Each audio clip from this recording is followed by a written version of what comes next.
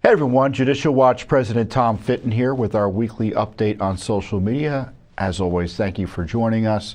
So much happening. Let's begin with the big news about, as the title of the show tells you, the corruption surrounding Biden's criminality, the cover-up of his dementia, and obviously related is the terrible news about his cancer. No one wants anyone to have cancer, but because of the corruption surrounding other cover-ups of health-related and other issues of Biden, no one trusts the details of the cancer diagnosis in terms of the alleged timing. And first, though, all of this began in part with books, or a book by CNN's Jake Tapper and another author. I can't remember his name. He's always stuck there with Jake, and no one really cares what he says, more or less, as Jake Tapper is the focus of all the ire and interest. Detailing the cover-up of Joe Biden's dementia and addled state during his entire presidency. And the book has been roundly criticized because it pretends to tell us that, or pretends that no one really knew about this. And everyone was shocked and surprised when Joe Biden went south on the debate in terms of his inability to communicate. And many of us have been on it since the get-go. Even before the election, it was quite apparent he wasn't up to speed. And then we saw, not only during the campaign, but obviously during the debate, the complete diminishment of Joe Biden in his role as president because of his cognitive disability. And they're pretending that none of us saw it, and that no one in the media could have possibly have known what was going on. And that's just baloney. And I don't know what's worse, the cover-up or being told that, we were all shocked and surprised when we found the deliberate hiding of information about Joe Biden's inability to recognize friends, his inability to even run a cabinet meeting, his inability to track conversations, get confused about topics he's talking about in dramatic ways. And we all saw that in display time after time. And we were told by the same liberal media that is patting itself on the back for carefully exposing the cover-up. Of course, they're not at fault for it. It's just mind-blowing, the chutzpah there. And I talked about this issue in, I think it was this clip from my speech to CNP was the beginning of 2024. Let's run that clip, number 19. Merrick Garland can't have it both ways on Biden's cognitive collapse. He should either reject the special counsel's conclusions that Biden is mentally unfit and prosecute him, or move forward with the vice president and fellow cabinet members to invoke the 25th Amendment and remove him. Yeah, and that's the other part of the scandal. It was CPAC, obviously, not CNP, another group I work with. Judicial Watch sued for the audio of Joe Biden's interview with the Biden-Hur special counsel. And the Biden gang was desperate to keep it covered up. And they raised all sorts of frivolous objections, citing executive privilege, citing privacy, Joe Biden having privacy rights in his voice, President of the United States, and citing the danger of AI being used to manipulate the audio. I've been doing FOIA, Judicial Watch has been doing FOIA for 30 plus years. We've never seen anything like this. And the Trump administration was asked by the court when it came to town, are you going to change your mind on this? They said, we need 3 months. So imagine my frustration when just before that 3-month deadline ended, which was on May 20th of this, which was just a few days ago, they gave on the Friday before the deadline, now they being the Biden administration, the Trump Justice Department or the Biden regime, I'm not sure, but it was leaked to them. Axios, a left-wing media publication. And it's pretty clear that it was designed to minimize the official release, which would have been to Judicial Watch through our FOIA lawsuit. But nevertheless, I talked about the issue because it was Judicial Watch that forced the release of the audio ultimately. Other folks filed lawsuits after we did, but we initiated the litigation and the request for information. And I talked about the release of the Biden-Hur audio on Fox News last week.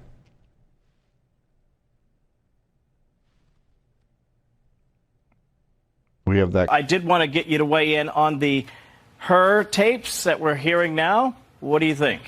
Well, now we know why they covered it up. Now we know why Garland was willing to go to jail potentially to keep this information from Congress. Now, we sued for these tapes. Obviously, the Biden gang leaked it to get ahead of the official release that's likely to come as soon as next week.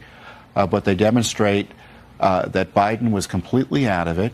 And we already found documents that the Biden White House had changed the transcript, edited it to hide this. This is what they were hiding. There's got to be accountability. Garland should be prosecuted by the Attorney General over the contempt he had for Congress to hide this. We'll be sure and have you back when we get the rest of them, Tom Fitton. Thank you, my friend. Appreciate your time here tonight.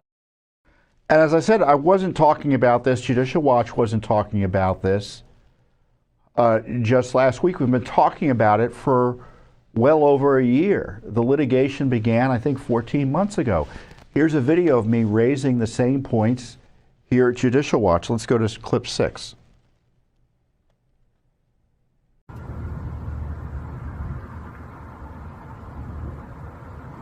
Hey everyone, Joe Biden is so desperate to keep those audio tapes of his special counsel interviews away from you and from Congress that he is asserting executive privilege in a way that's never been done before in American history. And of course, it's also designed to protect Attorney General Garland, who seems so intent on hiding these audio tapes that he's willing to go into contempt of Congress, joining Barack Obama's Attorney General Eric Holder as the only Attorney General who's found in contempt of Congress. I tell you, Judicial Watch is already now in federal court suing for these audio tapes. They have asserted privacy exemptions to hide the records from us. They're trying to protect Joe Biden's privacy. Now, on top of that, now they're asserting executive privilege. We've never seen anything like it before. The tapes must be devastating. Now, Judicial Watch is going to pursue this issue in federal court. Frankly, I think we'll get the audio tapes before Congress does at this rate. But we're here fighting for you, the American people, as Joe Biden tries to cover up his corruption. Well, it was a long battle, but Judicial Watch's heavy lifting forced the release of the Biden-Hur audio tapes. And as has been detailed in the media, well covered, and it's all out there because of Judicial Watch, let's be clear. And I do give credit to the Justice Department for finally releasing the information, although they didn't really need 3 months to do so. The audio tape is a further demonstration of how addled Biden was and how criminal he was at the same time. Hiding records, remember, he was being questioned over hiding classified information, keeping classified information he had no right to under the law. And at the same time, this Justice Department was prosecuting and prosecuting Trump, and part of that prosecution involved the raiding of the man's home in Mar-a-Lago. And Biden got away free and clear. So this tape is frankly evidence of a cover-up, in addition to the evidence of his dementia they were so desperate to hide. Now, prior to this, to the Justice Department's credit, the Trump Justice Department's credit, Pam Bondi's operation, they released to us additional information showing the White House was trying to change the language of the transcript in order to cover up Joe Biden's dementia. And we had previously uncovered how they were trying to delete words from the transcript to cover up Joe Biden's dementia, because there are parts of the audio, and we'll play that for you soon, where he says I, and uses the sort of the verbal tics and interjections one often uses. We all use sometimes, but for those suffering from cognitive disability, it can be pretty dramatic. and the pauses. That was deleted from the transcript in a way that I think is potentially misconduct, to put it mildly. And all of that was uncovered by Judicial Watch's litigation separately. So we uncovered this effort to cover up and mess with the transcript, even as they're hiding the audio. So that cover-up really was only partial. And now the audio has been released thanks to your Judicial Watch. And here's the key section that everyone's interested in. You may not have heard it yet, so I'm going to play what has caused so much consternation over Joe Biden's cognitive disability. So during this time when you were living in Chambers Road and there were documents related to the Penn Biden Center or the Biden or the cancer booster shot or your book, where did you keep papers that related to those things that you were actively working on? Well, I don't know. This is what, 2017, 18, that area? Yes, sir. Remember, in this time frame, my son is either been deployed or is dying.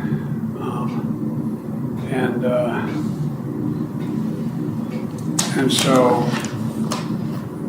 it was, and by the way, there were still a lot of people at the time when I got out of the Senate that were encouraging me to run in this period, except the president. It's not a mean thing to say, but he just thought that she had a better shot of winning the presidency than I did.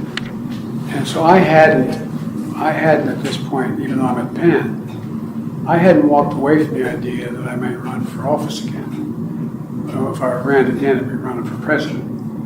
And so what was happening though, what month did Bo die? May 30th, 2015. Was it 2015 he died? 2015. I think it's 2015. I'm not sure the months are, but I think that was. Yeah. That's right, Mr. President. And what's happened in the meantime is that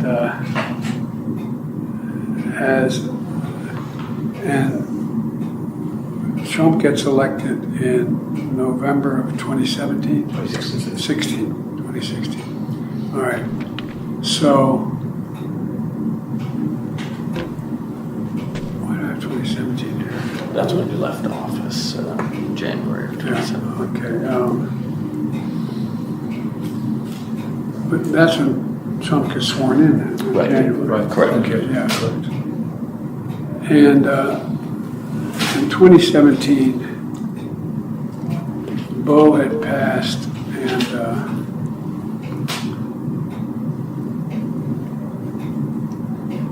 this is personal.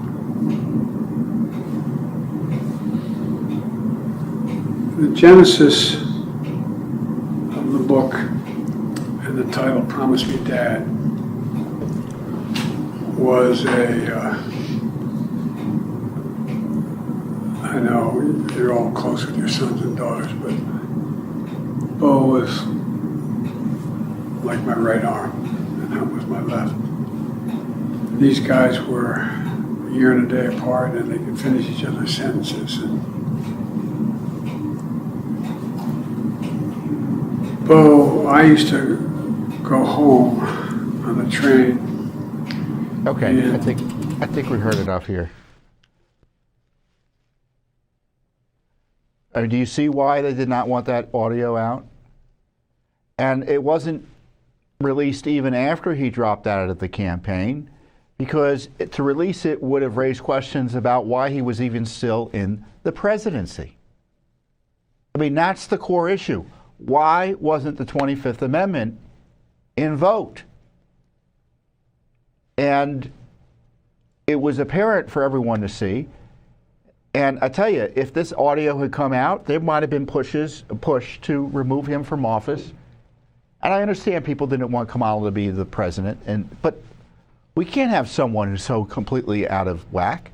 And remember, they attacked her, by the way, the special counsel, for communicating through his report. I think he should have prosecuted Biden. And as I said in the speech, if Garland didn't think that if Garland thought Biden was perfectly normal, why wouldn't he have been prosecuted? You can't have it both ways. So Hur gets attacked for concluding from that section and other sections of the transcript or the interview that Biden was, quote, a well-meaning elderly man with a poor memory. And so even though he committed the crime, he got a get-out-of-jail-free card. Now, I think the 25th Amendment should have been at least investigated, discussed, but Republicans in Congress dropped the ball. There's no doubt they dropped the ball. They had zero interest in doing it, and it was a dangerous situation for the American people. Now, let's go. I was on this weekly update show talking about it repeatedly. Here's one example from last year. Let's go to clip 20. There's a tweet I had on it. Let's talking about it.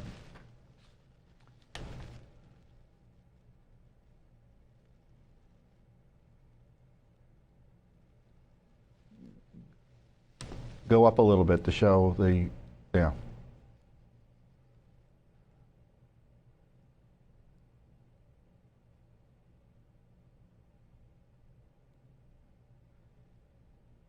So, this is, again, the left media pretending, let's come back to me, the left media pretending not to know what was going on, but it was readily apparent.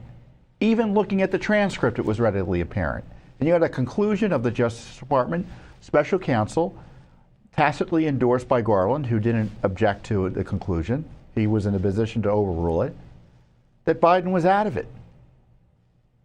And now we're hearing news, it's terrible news. Biden has, at least what we're being told, difficulties, a severe advanced form of prostate cancer.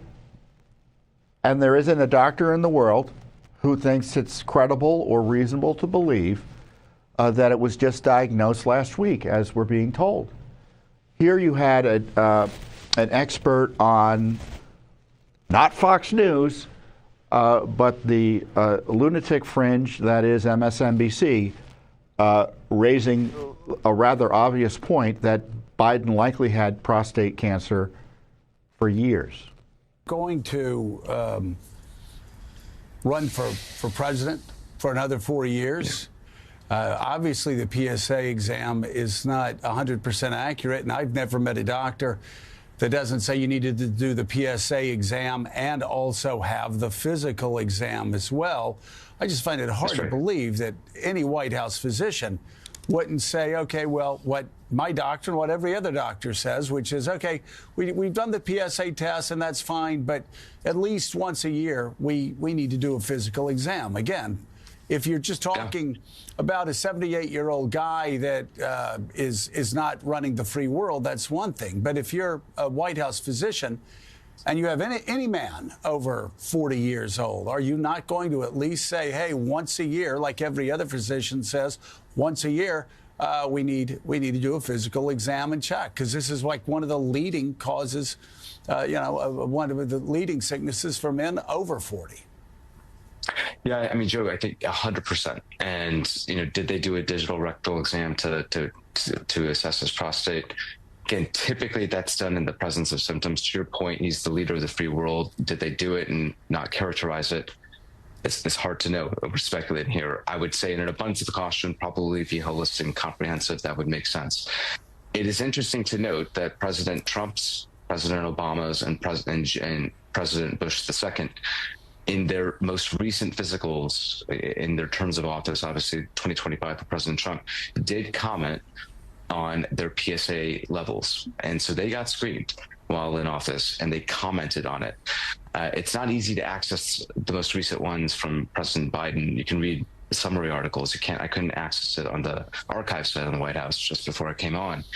But according to those that were able to, there is not a report of a PSA test on the most recent physical that was read out for President Biden's last year in office. And so it's to say what was done, what was not done, you and I would be speculating, but the other three most recent occupants of the White House had it drawn, and it was reported out in the case of. That's really outrageous. And I have no doubt that Biden had, well, I shouldn't say I have no doubt. I think we're going to find, in my opinion, I could be wrong, it's possible technically, right? The doctors will tell you there's a chance, it's probably 1 to 10%, that they just discovered it now. And it was advanced as much as it was advanced because they hadn't done PSA testing, and no one had done any of the PSA or prostate cancer-related testing that would have been done for anyone else in his position, even given his advanced age. I think we're going to find, most likely, that he had prostate cancer when he was running for the presidency in the year 2020, and they withheld the information from us, just as they withheld his cognitive disability. His doctor has highlighted repeatedly how healthy Biden was, even though he hadn't done any cognitive tests on him. Now, any other person who exhibited and had public complaints about his cognitive abilities, it seems to me a doctor would have done a test. But this doctor was politicized, it's pretty clear, and a friend of Joe Biden. And as these books have reported, the media and the Democratic Party and the staff at the White House were desperate to keep the truth away from the American people about his health decline. Not only his cognitive decline, but I believe we're going to find out he was suffering from cancer for a good period of time.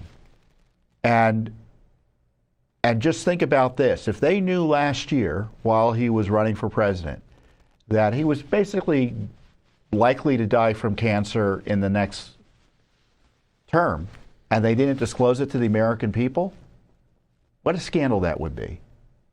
And I tell you, when you have government officials in the White House lying repeatedly to other government officials, that raises some serious ethics questions and legal questions.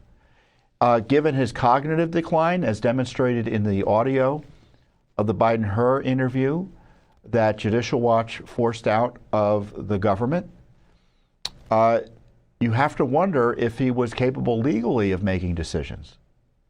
You know, I've highlighted how these pardons are likely improper because there's no pardon of any crime. There's a pardon for things someone might have done, but there's nothing listed. So that's really technically not a pardon in my view. But if the person who was signing the pardon was cognitively out there, I think it further highlights how the pardons are null and void.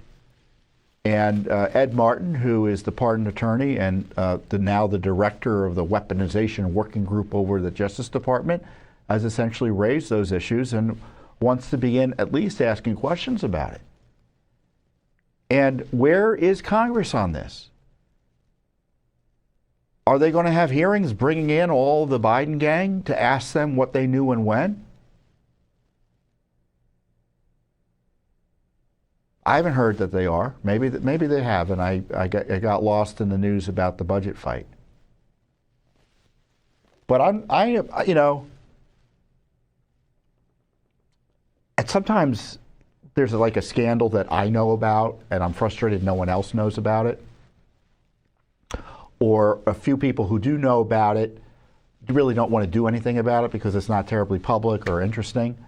Here is a scandal that virtually the entire country knew about, everyone in the city knew about, and no one in this awful city wanted to do a thing about it. So I'm not angry about some secret scandal that Judicial Watch uncovered and no one else really cares much about it. I'm talking about one of the most obvious collapses of a human being in the office of the presidency we've ever seen mentally. And our whole system failed us. And I'm convinced that, people talked about the pardons, right, and other things. But just think of what our friends or our enemies were thinking. And I've highlighted this repeatedly over the last few years as well. The world was watching. And I'm convinced that the war in Ukraine happened for several reasons, right? Significant reasons include, in my view, Biden's criminality and corruption. He was on the take from the Russians. He was on the take from the Ukrainians. And Russia thought he's in no position to tell us not to do anything there. And then the weakness of his foreign policy, driven in part by his cognitive decline, and plus the evidence of his cognitive decline. The president is the representative of the country abroad, constitutionally and practically. And so when the president is weak and in decline and unable to function, do you think our enemies don't notice that and don't take advantage? Of course they do.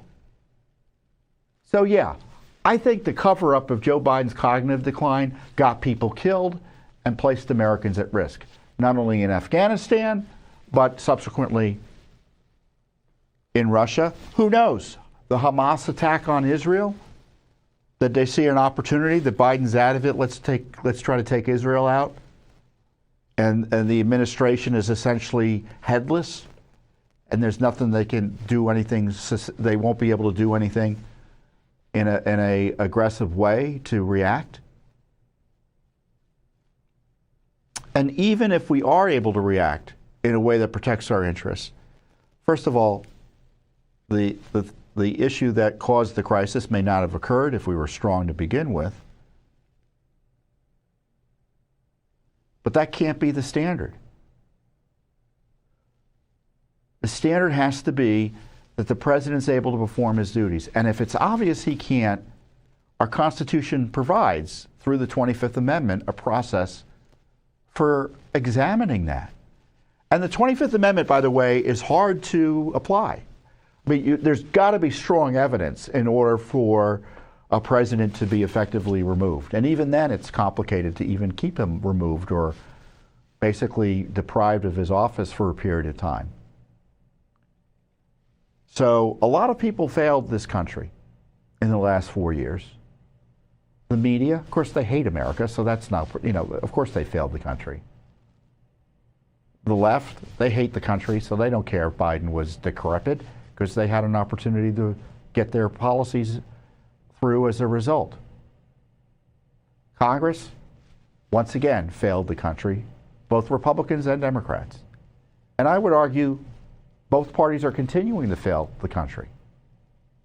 I mean, Trump's the only one who says anything sensible about this. But, Mike Johnson, he's got to get his investigative committees up. And I think this is a general issue I have about Congress. They don't seem very interested in doing much. I mean, I understand the budget was a big deal, this appropriations measure or reconciliation package. But Congress should be able to walk and chew gum at the same time. And so these corruption issues with Biden's corruption, personal corruption, his disability, and I don't think the disability was such that it absolved him of accountability for that corruption, but certainly it made it clear he shouldn't be in the office, in my view. The weaponization against American citizens and against Trump, the effort to kill and jail Trump, the censorship of Americans, the list goes on and on. Where's Congress on this? Now they're getting some documents, but this budget bill was passed, this appropriations measure. I'm not aware of any significant haircut to the FBI or to the Justice Department. Nothing in terms of, now it's a big bill, maybe there's stuff there I don't know about, but certainly it's not being promoted by the supporters of the legislation. Nothing on weaponization.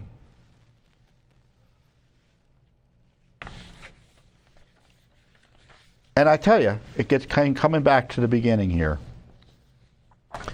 You wouldn't have these audio tapes but for Judicial Watch and our unrelenting pressure.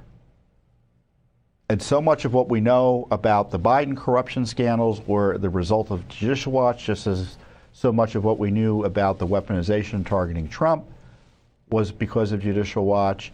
As Biden was doing it, we were highlighting it, exposing it, telling the truth about it. And for that, we were punished. I was subpoenaed. Judicial Watch was subpoenaed. They came to my home, the Biden FBI.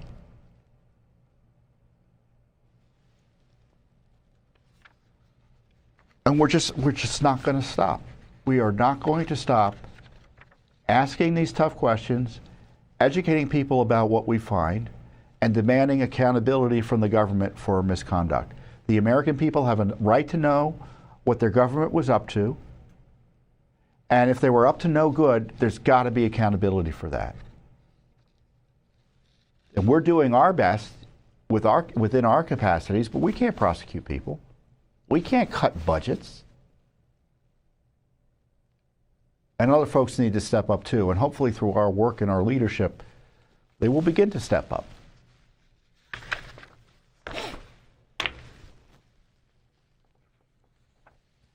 And of course, one of the problems in Congress is they're compromised too in terms of corruption.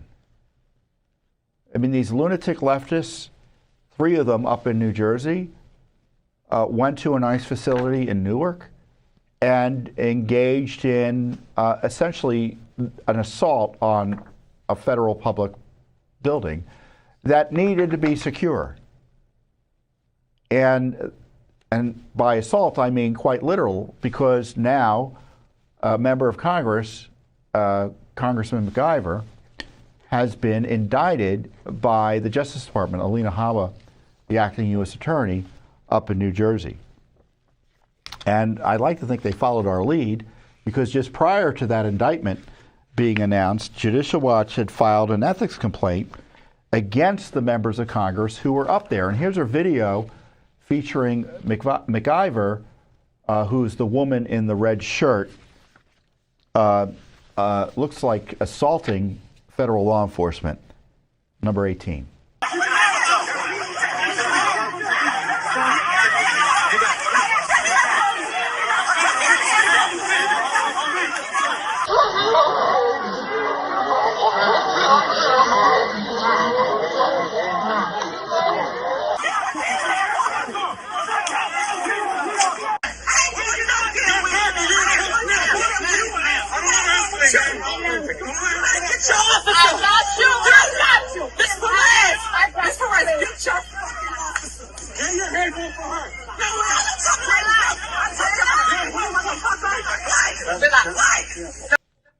Okay, there you see the mayor of Newark getting arrested. They dropped the charges for whatever reason against him. I'm not sure why. But they initiated charges against MacIver. And our ethics complaint focuses on her and her 2 colleagues up there who were, in our view, abusing their office in a way that was dangerous to the public safety and contrary to the rules of Congress. So we filed the ethics complaint against LaMonica MacIver, Rob Menendez, I'm assuming that he's related to the senator, or the former senator now, and Bonnie Watson Coleman. And we ask for that they investigate and consider appropriate disciplinary measures, including expulsion, censure, fines, and referral to law enforcement authorities if some federal law violations are substantiated. As I say in the release, the conduct of these members of Congress not only disrupted a secure federal facility, but also endangered federal law enforcement personnel and detainees, all as part of a political stunt. The House needs to take action to punish this dangerous conduct. So we filed the complaint with the Office of Congressional Ethics. Did we show the complaint? I guess we have a copy of it there. So that's our letterhead. And is it congressional conduct or ethics? I think it should be ethics. I hope we sent it to the right office. Congressional conduct. It is congressional conduct. I've been calling it the Office of Congressional Ethics.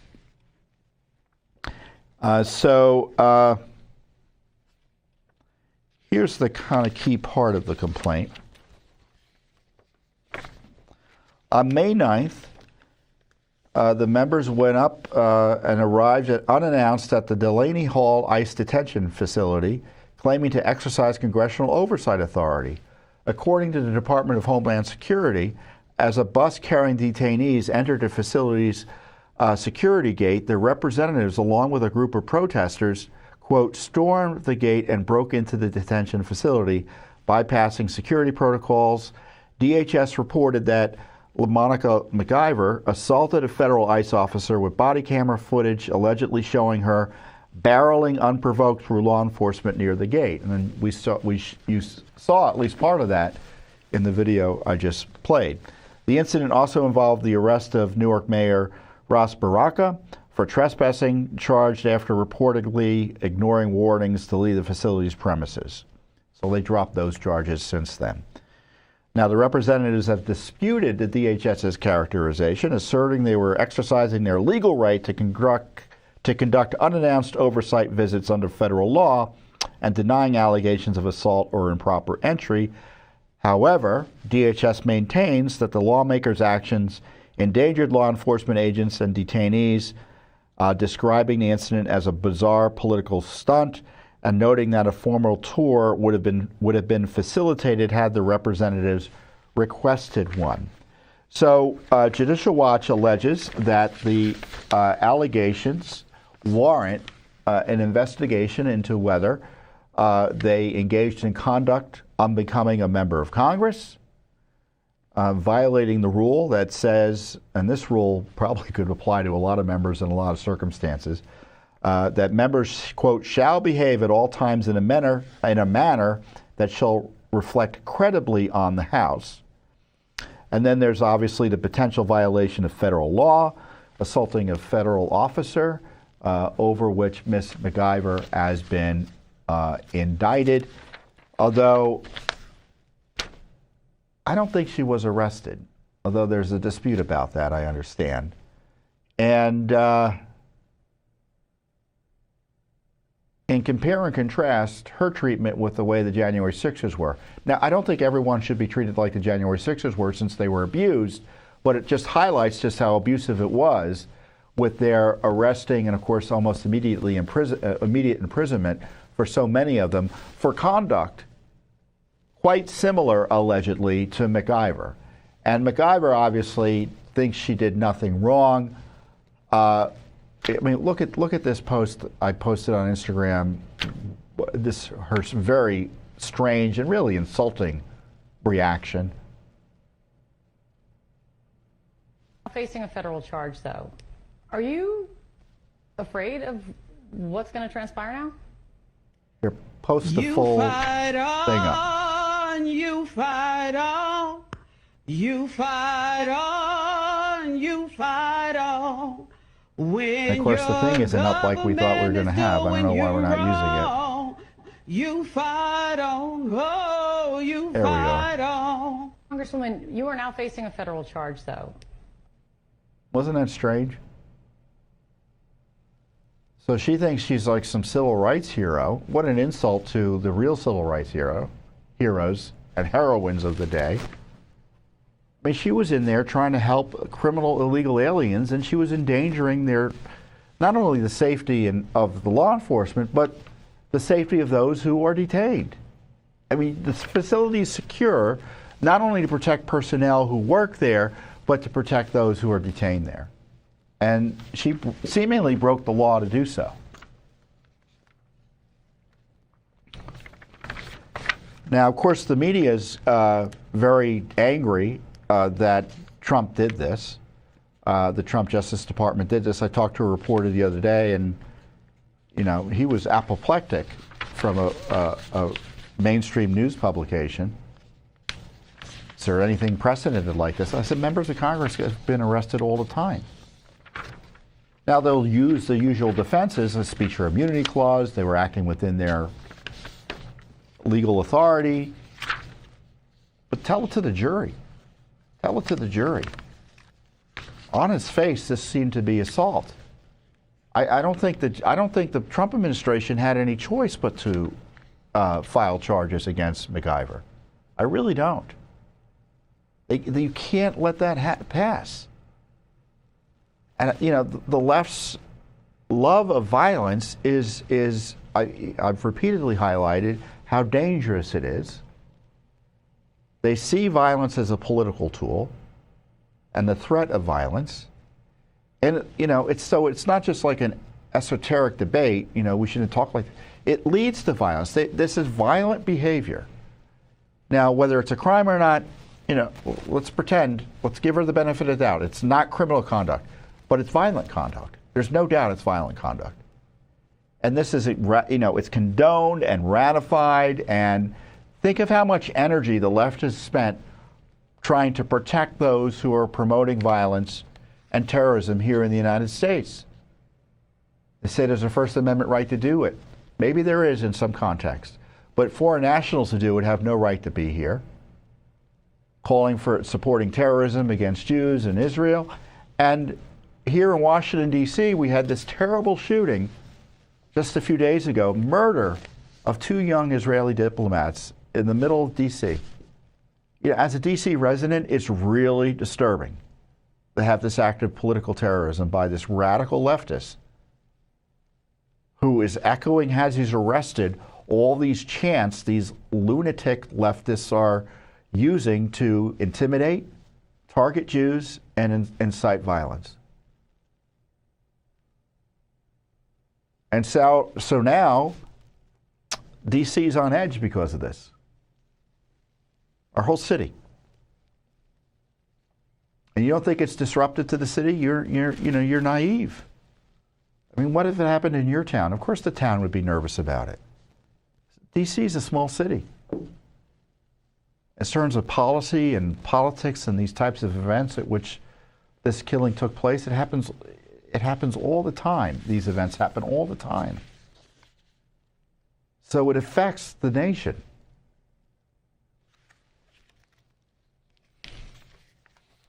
And the left has been inciting violence against ICE,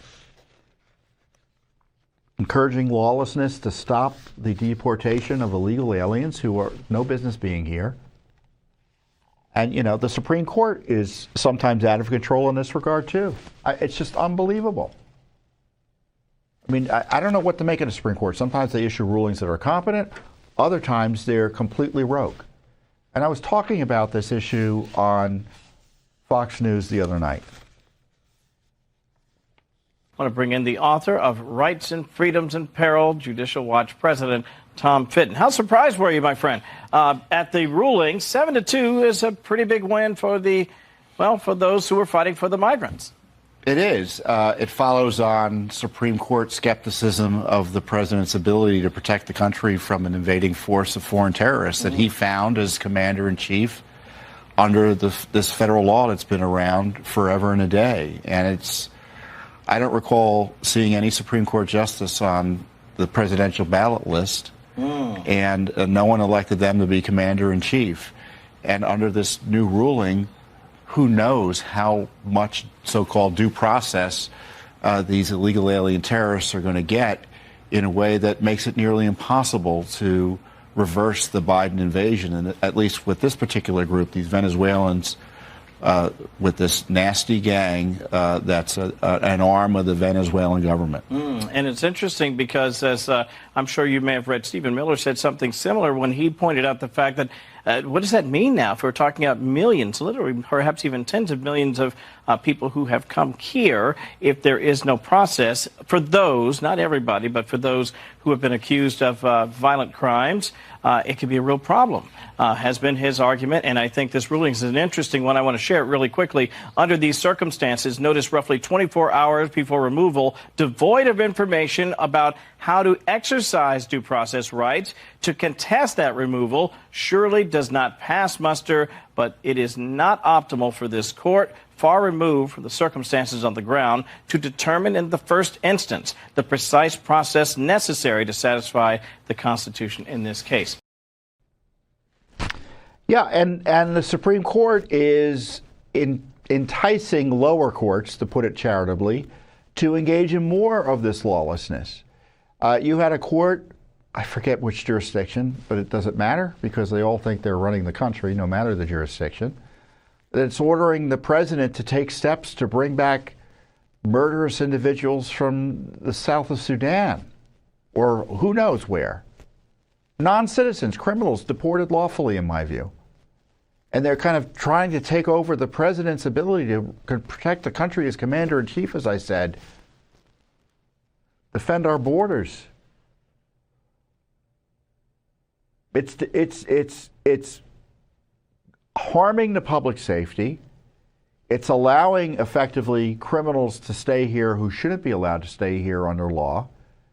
And it looks to me, as I suggested with the Supreme Court, they're making it up as they go along. And so we need to continue to blow the whistle on it. And I just hope the president doesn't slow down. I mean, thankfully, the budget is going to provide, I shouldn't say is going to, it plans to provide, because it hasn't been passed yet, this reconciliation package, more money to support the deportation efforts, because they've basically maxed out their at capacity in terms of money they're able to spend to deport literally the millions of people they need to deport. And this is the first big tranche of money that would help the Trump administration deport even more. So this is going to be an ongoing battle, and they need more money, they need more support, even though this budget reconciliation package is a first good step. But the courts need to get out of the way. And I don't mean that as something lawless. I mean that as stay in your lane and stop abusing your authority to protect illegal alien criminals.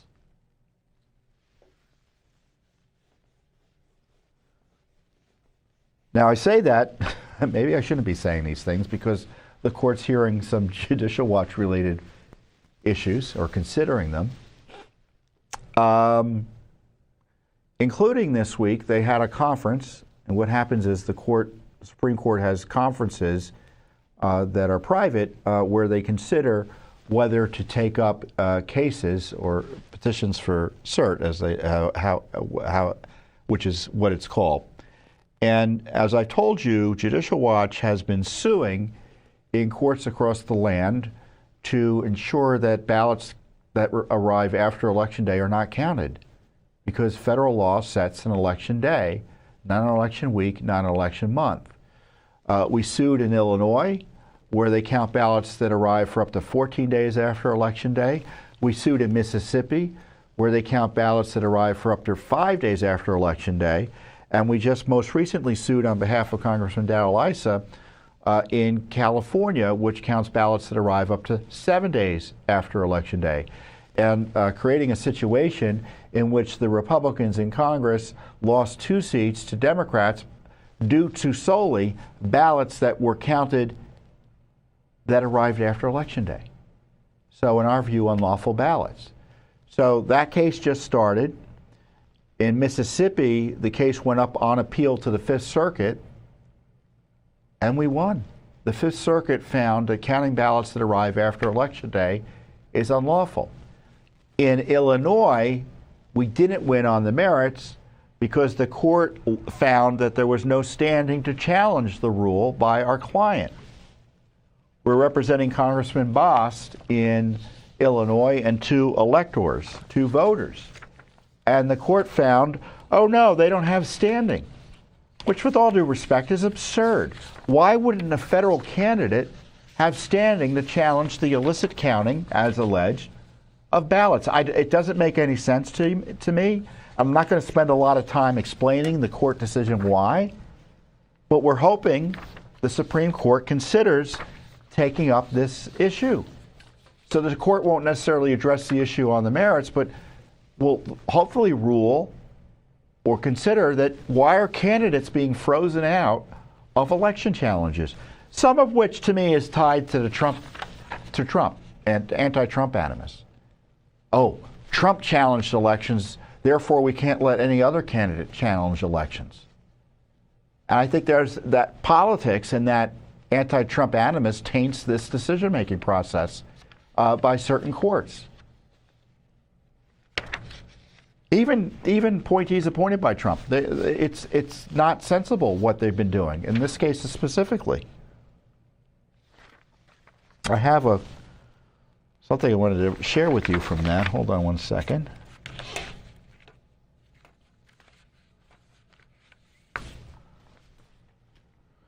So we filed the writ of certiorari, the cert petition, and the Supreme Court considered it this week.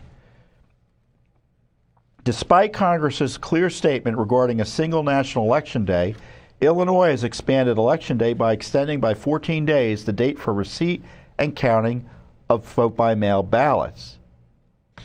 And as I said, in our other case in Mississippi, the Fifth Circuit already found the counting of such ballots is unlawful. And the court in our case in Illinois, 2 weeks. And my understanding is they don't even necessarily have to be postmarked.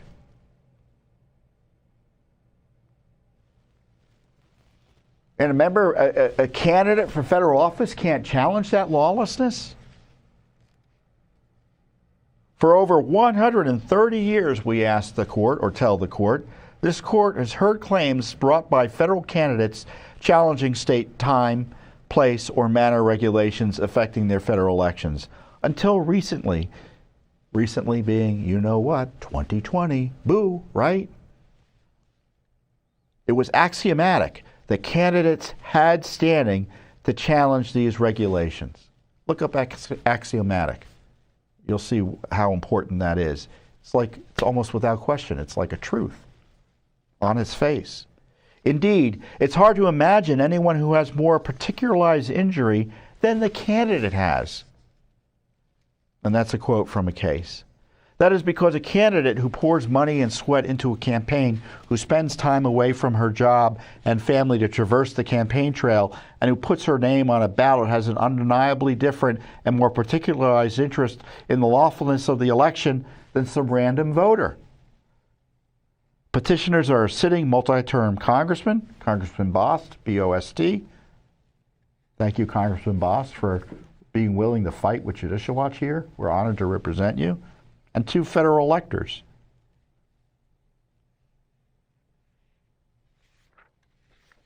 It is a scandal. This is how I term it. It is a scandal that the courts would deny a federal candidate the ability to challenge an election provision that could lead to illegal votes being cast and counted.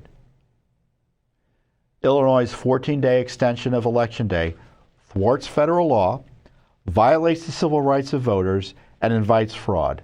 The Supreme Court should take up the case and reaffirm the right of federal candidates to challenge unlawful election schemes.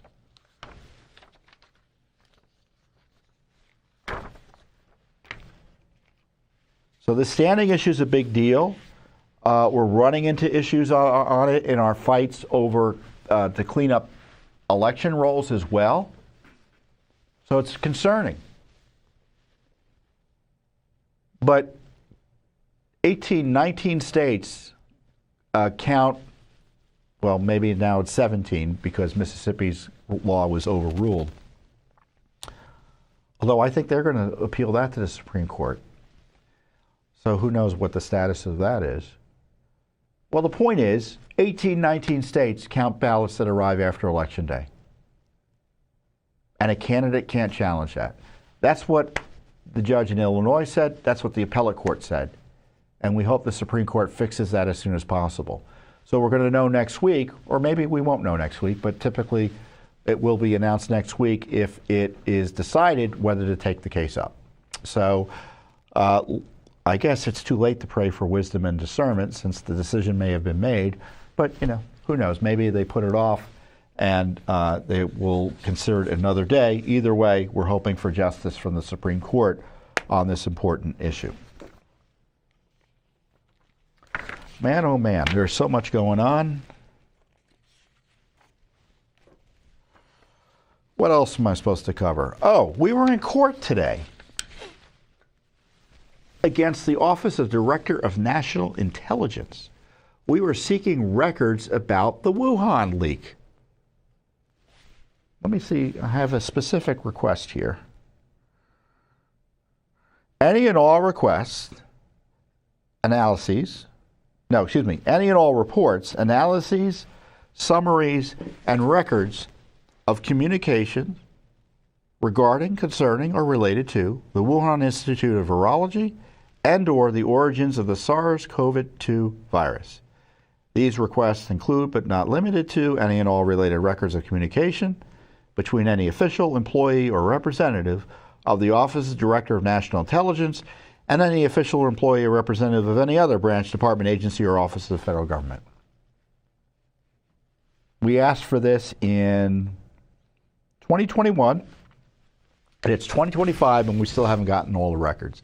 In fact, we now have information that shows, or the government's told us, it's not information, it's not like something we're guessing about. They tell us there's 78 documents out there they haven't turned over yet. And they won't tell us when it's going to happen. And I'm sorry, no good reason to hide the records, no good reason to stall and delay and stonewall this request. It's one of the most important issues of our time. I'm conflating Wuhan and COVID. The longer I talk, the more like Joe Biden I am, I sometimes think, right? I guess I'm not the only one who thinks that way sometimes. But we have the issue of whether COVID was the result of basically a lab leak funded by the United States government. And the Trump administration has taken the position that's perfectly likely. So why is ODNI still hiding records about this? I mean, I thought the censorship was over. I thought the cover-ups were over. Yet we had a federal court hearing on this, and basically we walked out not knowing any more information than we had walking in. They say 78 documents. They won't even tell us how many pages are in the documents. Now you may think, doesn't 78 documents mean pages? No, a document could mean 300 pages or 2,000 pages. We have no idea. They said the records are out among other federal agencies, and they're reviewing whether they can be released or not. So this is not only an ODNI cover-up, it's a multi-agency cover-up. And the Justice Department, essentially the Justice Department or the U.S. Attorney's Office, same difference here in D.C., represent the agencies in these FOIAs. So, they need to get their act together and focus on this transparency. We're not asking for these records just because we're bored. We're not asking for these records on things that are not important. We're asking for these records because they are core to some of the biggest scandals in our nation's history, including the COVID pandemic.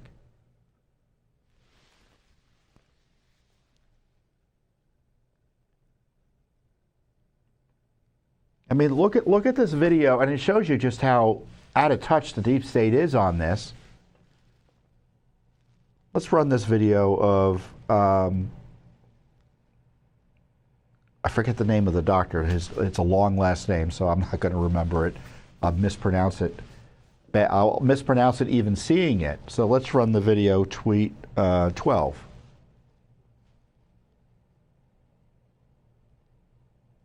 It's possible. There's a lot of controversy over this. I'm sure there's folks in the room who disagree with me. So you can see it's possible that the pandemic was caused by research conducted by human beings. Pardon me. And it's also Dr. possible that the NIH sponsored that research. Sparks a mass walkout from NIH because he dares suggest that COVID-19 it's nice to have free speech. Welcome, you guys. Was caused by research conducted by U.S. funded. Let's go to show more. I want to see what else he said. I want to see the exact quote. If it's true that we sponsored research, that caused a pandemic. See his full quote there. Hit show more. If you look at polls of the American people, that's what most people believe. And I've looked at the scientific. It's possible the pandemic was sponsored by research conducted by human beings. It's also possible that the NIH partly sponsored that research. Dozen of NIH staff stormed out. Bhattacharya replied, "Nice to have free speech. You're welcome, you guys." And he continued after they walked out, "If it's true that we sponsored research, that caused the pandemic. And if you look at the polls of the American people, that's what most people believe. And I've looked at the scientific evidence, and I believe it. Then what we have to do is make sure that we don't engage in research that there's any risk to human populations again. I tweeted out, why is it we have an NIH? You agree? Why is it we have an NIH? It's a political, corrupt, dangerous organization. And I think we should presume, for safety's sake, that their support of gain-of-function research had the effect that we think it had, which is the creation of COVID. The techniques that we trained them on and supported and funded led to the creation of COVID. And the ODNI is hiding records from us about the issue. What's the secret at this point? I mean, Trump has issued I think it was an executive order, essentially banning gain-of-function research under any federal funding mechanism, and getting a handle on any private gain-of-function research.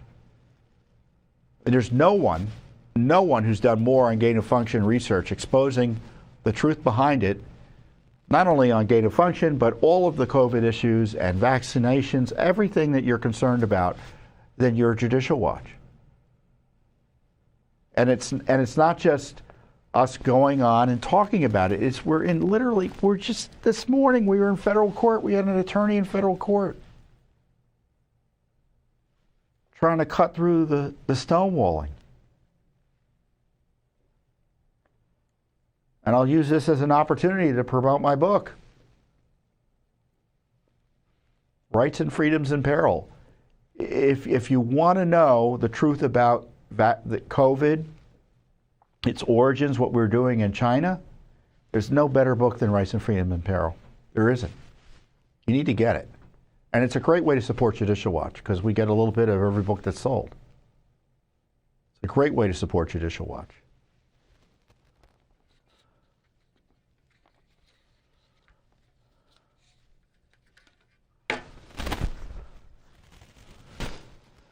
So it's the Memorial Day weekend. I wish you a safe Memorial Day, and I hope you're able to at least spend some time on Memorial Day.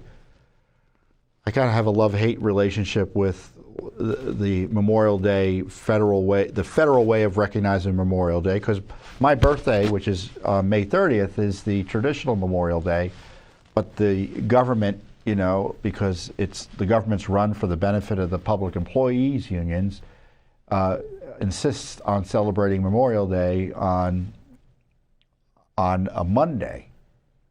So it's going to be this Monday, even though the official Memorial Day is next Friday. But let's celebrate Memorial Day. Nevertheless, it's the day everyone has off, so we should take some time to celebrate it.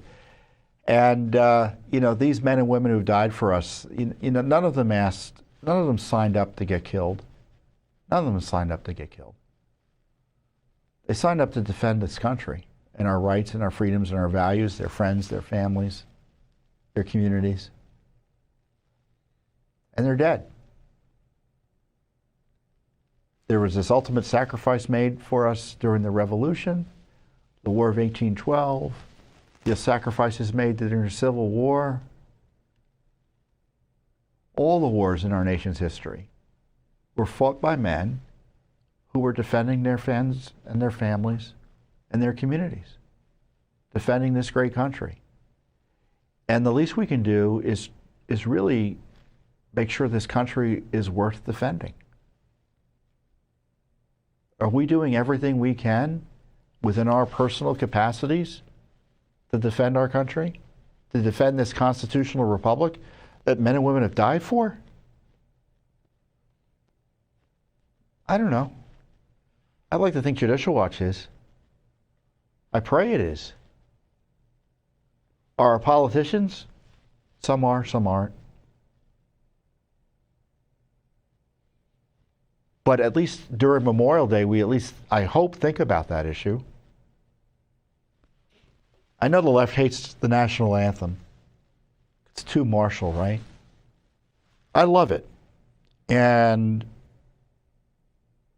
one of the reasons I love it is because of the last line, at least the national anthem that's sung.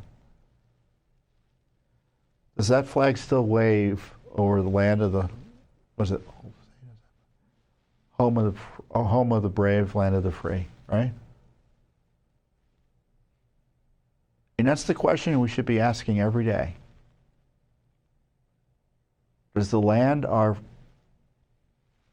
fellow countrymen died for, is it still free? Are we still brave that we're willing to try to fight to make it free within our capacities, within the political system, by educating our children, sharing our concerns as voters in appropriate ways with our elected officials and our fellow American citizens? Those are the questions we should be thinking about on Memorial Day. And if Judicial Watch can do a little bit to make the Constitution stronger, to defend our republic, to uphold the rule of law, I'd like to think we're giving honor to those who died for all of those values. And I ask you to join our cause, obviously, but to think about what you can do to promote those values individually as well as patriots and citizens. So I wish you a safe and blessed Memorial Day, and God bless you and God bless America, and I'll see you here next time on the Judicial Watch Weekly Update. Thanks for watching. Don't forget to hit that subscribe button and like our video down below.